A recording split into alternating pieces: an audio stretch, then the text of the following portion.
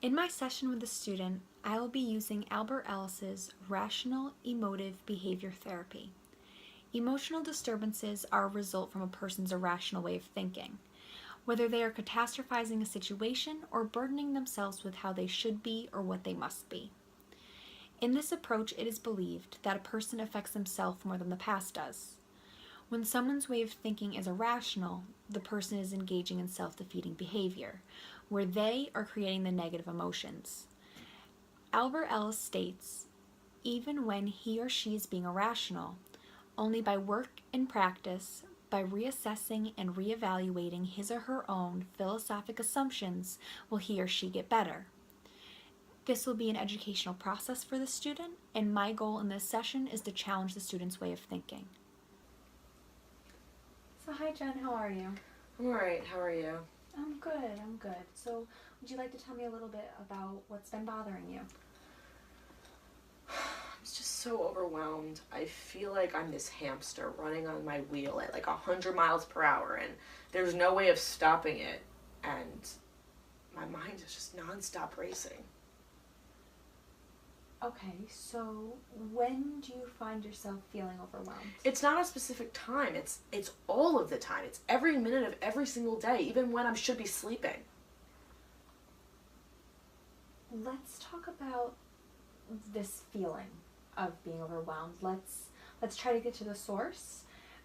What are you saying to yourself internally to create this feeling of being overwhelmed? Well, I'm a failure of a student. You know, I just failed my midterm. I didn't have any time to study. It probably wasn't the only test I failed this semester. My parents are stressing me out. I'm behind on 2 classes. I have so much work to do. Oh, and when I get home, my roommate hates me. Okay, so let's start with you feeling as though you're a failure. It seems as though you're what we'd call catastrophizing. Essentially, you're generating negative thoughts about yourself, but to an extreme. Does that make sense? I don't know. I feel like I'm messing up college, and I never mess up. I've always been the smart kid. So in high school, academics came easier for you? Oh, absolutely. Okay, so I find it helpful to recognize what can't be changed in a situation.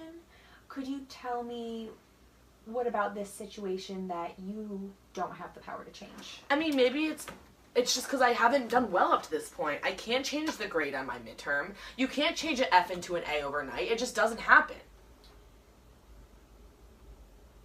Well, yes. So unless, of course, you work something out with the professor, you can't change the grades you've received.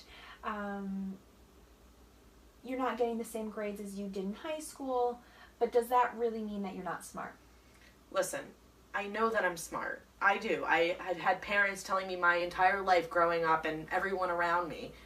But I feel like here I'm not smart, and that's a horrible feeling. So it helps to be patient with yourself. It's not uncommon to take time to acclimate to a new environment. Throughout this session, I'd like to work on changing your views about what may be happening to you and your negative beliefs about yourself. Okay. Okay?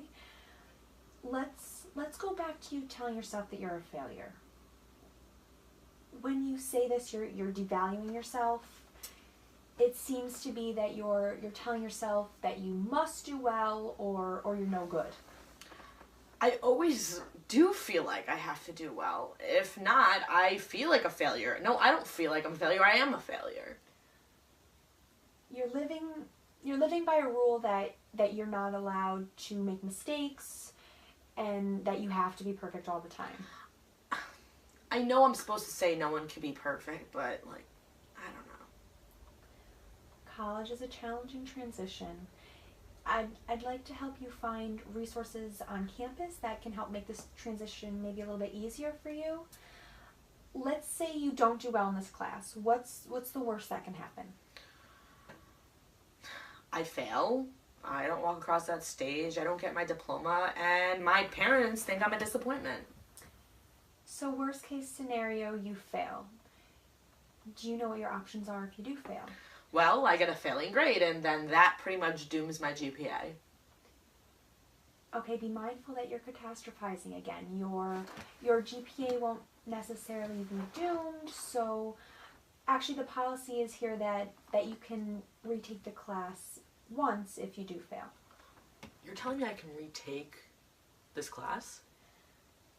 Yes, well, the newest grade will replace the old, but this policy, of course, is set up so students can't abuse this option. I encourage you to keep working. I truly believe that you'll surprise yourself. It is midterms, so that means you have the whole second half of the semester to work on pulling up this grade. Have you considered the tutoring center? I don't even know where that is. After this session, I'd be more than happy to walk you over and introduce you. If you're willing to put in the effort, they're a great resource to help you catch up. Yeah, I just feel like it's going to be another thing that I have to do. I'm already overwhelmed with all my jobs and my work on campus and my school and classes and everything else that's going on. I'm just so overwhelmed. Maybe effort towards bettering your grades could lessen the pressure from your parents. You've told me that you're very involved on this campus. In Hillel, you're holding jobs. So, which is all very commendable. But do you think that maybe your academics are suffering because you're overextending yourself? Yeah, I'm overextending myself. Easy. I can definitely admit to that. But I like my friends in Hillel and all the other clubs that I'm involved in. I need that extra money for my job. I need to do well in school, and I really still want to stay involved on campus. I just want to do it all, and it's just overwhelming. Okay. So the tutoring center, I think, would really benefit you because it sounds like you could use a little help with time management, and they do offer time management and study tip workshops. I could definitely try that. I can't ask my parents for any more money towards any other class to retake this especially. I really, really want to do better. Okay, so I'd like to see if we can look further into what's overwhelming you. You mentioned your roommate hates you. We don't get along. She's a mess, and we argue about me coming in and going out and smelling like smoke and all my stuff smelling like smoke. She just hates it. What do you mean when you say she's a mess? Oh my gosh, the list goes on and on. She leaves her things all over the room. Her clothes, her dirty dishes, they pile up in the sink. Last week we had to have the janitor come in to unplug the sink for the 5th time. We've only been living there for so long. And then she always leaves everything for me to clean and for me to take out the garbage. Okay, so is it fair to say that the responsibilities of the chores falling on you adds to you feeling overwhelmed? It's just another thing. What are your feelings when she leaves the mess? She doesn't care that I have a lot going on. She's only in her own world and wants everybody to know that she's the only one that does things. And I just don't have the time, or I don't have anything. So her being messy means to you that she doesn't care that you have a lot going on? I just think it's rude. Like, we share a space and she doesn't even take care of it. It's a shared space for a reason. Have you discussed with her your standards of a mess? I'll tell you, from day one I told her I was going to be clean. And it's frustrating when I tell her that and I remind her of that. And every time, it's just her leaving her stuff everywhere still. Our thoughts impact our behavior. Do you think your stress with your packed schedule and your frustration with the mess could be adding to the tension between yours and your roommate's relationship? Definitely. I've had it up to here. and I'm just really frustrated.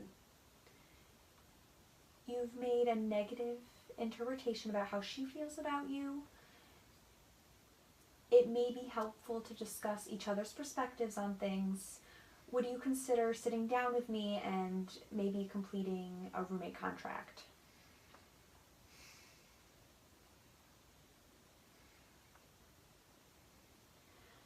We could set agreeable boundaries and even come up with a chore system that works for the both of you.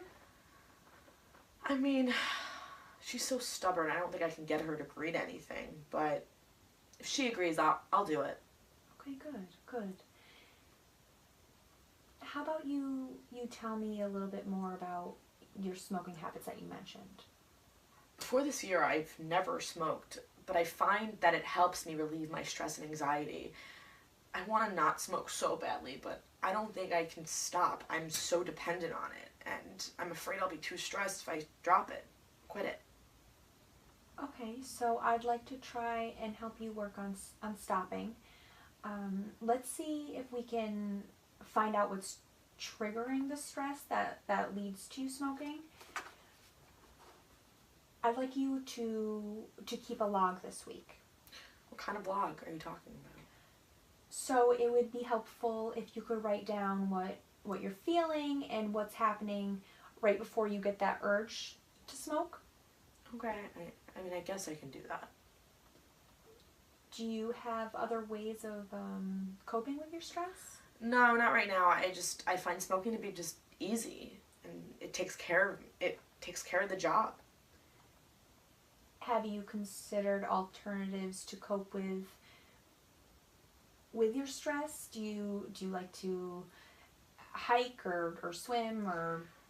I used to do cross country in high school. Okay. I love to run. I feel free when I run. I just don't have the time, with everything going on.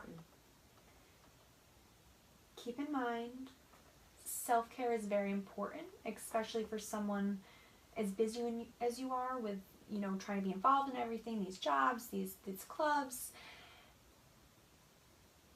When you're thinking about picking up a cigarette, try instead to find a healthier coping alternative or coping mechanism, like a short run. It doesn't have to be long, maybe just 5 minutes or so. I definitely need to try to not smoke anymore. It grosses me out. I don't like the smell. I don't like how I smell, and I like my teeth white. I don't like them yellow. So, it's just not a good situation. It's not good advice. Okay. So, what I'd like you to work on this week is the next time you're feeling like you're a failure, try to challenge those negative thoughts. Think about if you're expecting too much of yourself, if you're having irrational thoughts like you must be perfect. Okay, so keep in mind you can allow for mistakes, be patient with yourself. College is a transition. Keep in the back of your mind what's going well for you, like your friends in Hillel, you're succeeding in your jobs, things like that. I will. Okay. Are you feeling okay? I'll be alright. Good. So, to me, it sounds like it's a lot of time management. Are you still up for that walk over to the tutoring center? That sounds good. Thank you. You're welcome. This student had many equations adding to her feelings of being overwhelmed. Albert Ellis created an acronym technique. A, the activating event, where the student tells herself the sane sentence, I don't like that I failed. B is a student's belief system when the student tells themselves the insane sentence, or their view of what's happening to them, I am a failure. C is the consequences. The student felt down on herself. This creates the overwhelming anxiety. D, disputing as the helper. E, a more positive outlook after disputing the irrational thoughts.